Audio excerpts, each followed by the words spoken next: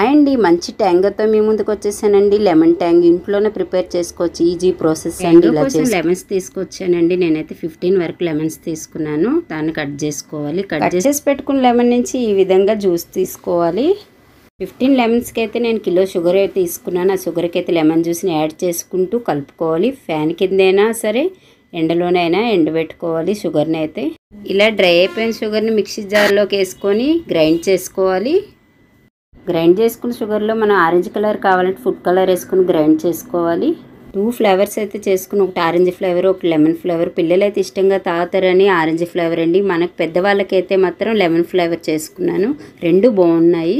ఈ ప్రాసెస్ అయితే చాలా ఈజీ అండి. ఇంట్లో ఉన్న ఐటమ్స్తోనే ప్రిపేర్ చేసుకోవచ్చు. ట్యాంగో బయటికి వెళ్ళి షాప్లో కొనుక్కోవచ్చు. సమ్మర్ టైంలో మనకు యూజ్ఫుల్ అవుతుందండి బాగా ఈ ట్యాంగో.